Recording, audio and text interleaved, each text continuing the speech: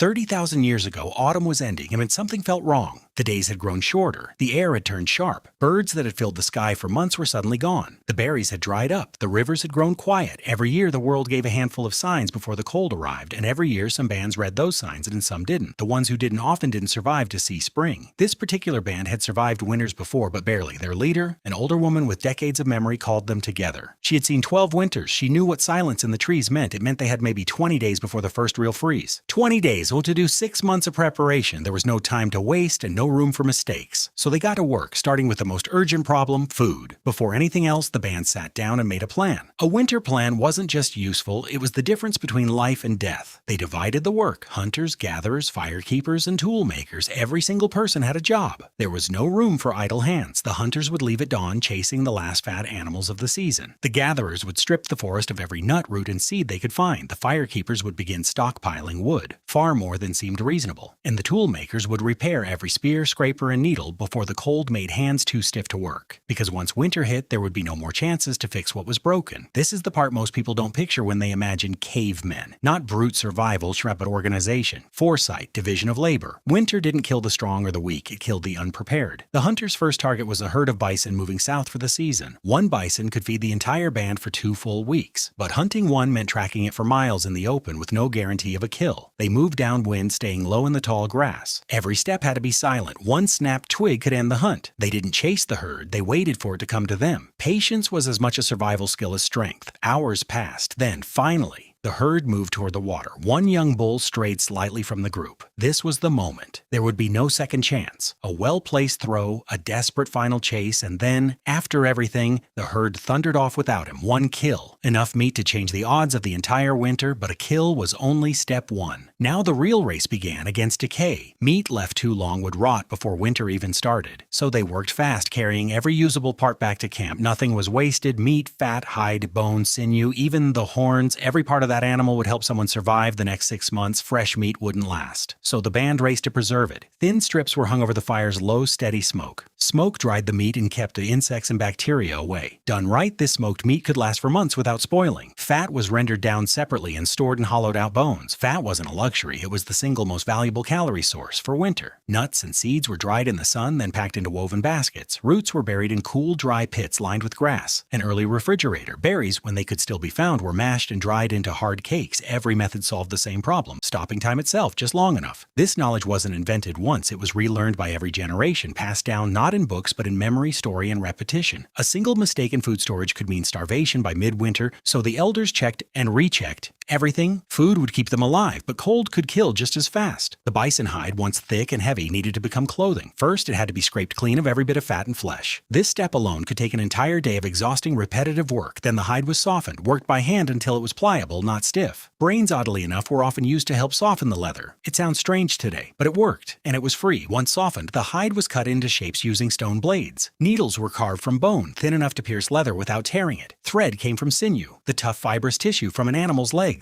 Piece by piece, the hide became a tunic, leggings, and wrapped foot coverings. A single garment could take days of steady, careful stitching. But it was worth every hour. Clothing wasn't comfort, it was survival equipment. Without it, no amount of food or fire would be enough. Next came the cave itself, their only real defense against the wind. But a cave alone wasn't enough. Every gap let heat escape. So they packed the cracks with moss, mud, and dried grass. At the entrance, they built a windbreak from stacked branches and hide. It wasn't a door, but it broke the worst of the wind. Inside, the floor was layered thick with dry grass and fur. Stone, it turns out, steals body heat far faster than people expect. A layer of insulation between body and stone could be the difference between rest and hypothermia. Sleeping areas were pushed deep into the cave, away from the entrance draft. The fire pit sat close enough to warm the whole space, but not too close to the beds. Smoke had to escape too, or the air inside would slowly turn toxic. Every choice was a careful balance.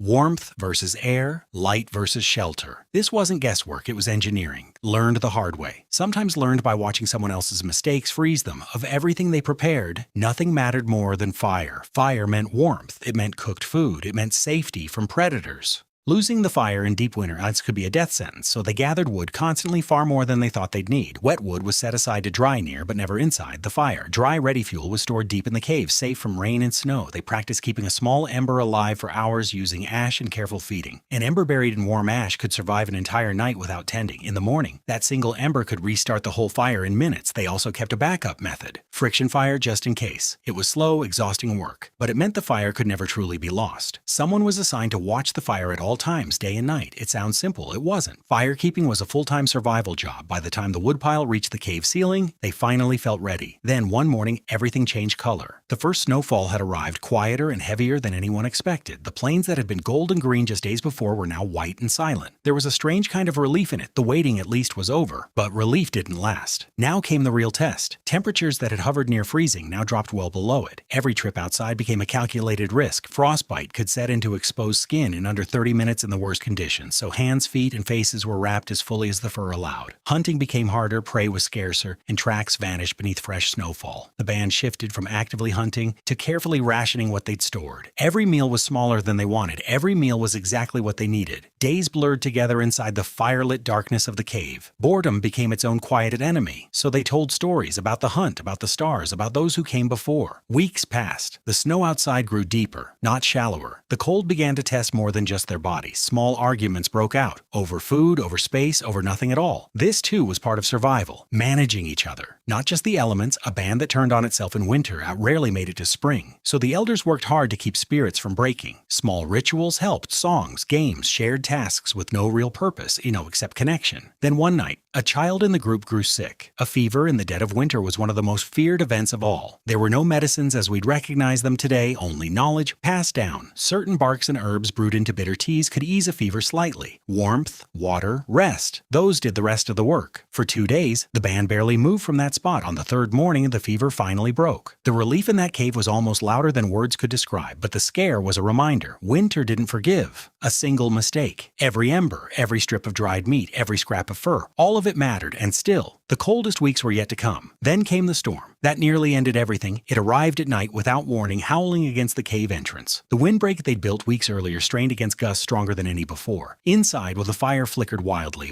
threatening to go out. If the fire died now in this storm, there might be no way to relight it. Someone shouted over the wind they needed to block the draft. Now they packed every spare hide and bundle of grass against the gaps. Someone cupped their body around the fire itself, shielding it with nothing but their own back for nearly an hour. It was unclear if the fire met with the shelter it would hold. Slowly, painfully, the wind began to ease. The flame, battered but alive, had steadied back into a strong, low burn. No one spoke for a long moment. There wasn't much to say. They had come as close as they ever had to losing it all. It was in a single hour. By morning, the storm had passed, leaving the world eerily still. The band stepped outside to assess the damage. The windbreak had held barely. The woodpile had shrunk dangerously low. There was no time to rest. The wood needed replacing, and immediately, so exhausted as they were, they went back out into the cold to gather more. With food supplies thinning, the hunters tried something new, tracking through snow. Snow, it turned out, was actually a hunter's advantage in one important way. Every track showed exactly where an animal had gone, when how recently. A hare slowed by deep snow was far easier to catch than in autumn's open field. Small game like this couldn't feed the band for weeks, but it stretched the stores just a little further. Every extra meal bought more time, and time in winter was the real currency. Ice fishing, too, became a quiet but valuable food source. A hole cut into the frozen river, a simple bone hook, and patience. That was often enough to bring home a meal. Meanwhile, back at the cave, the tool makers kept working, repairing what the storm had damaged. Nothing was allowed to stay broken for long. Broken things became weaknesses, and weaknesses in winter had a way of finding you at the worst possible moment. Wolves, drawn by hunger of their own, sometimes circled camps like this one. A strong fire and a solid shelters were often the only real defense. The wolves circled once, twice, then moved on, in search of easier prey. It was a quiet, unspoken reminders of how thin the margin for safety really was. Every single system they'd built, food, fires, shelters, clothing, existed to protect that margin. Slowly, achingly slowly, the days began to lengthen again. The bitter edge in the morning air softened, just slightly. One afternoon, water began dripping from the icicles outside the cave. It was such a small thing, but it meant everything. The frozen river cracked and groaned as it began to thaw. Green returned to the edges of the plain, faint but unmistakable. The band that had huddled through the coldest months finally stepped fully outside. They were thinner, tired, but every single one of them was alive. That in itself was never a guarantee. Countless bands before them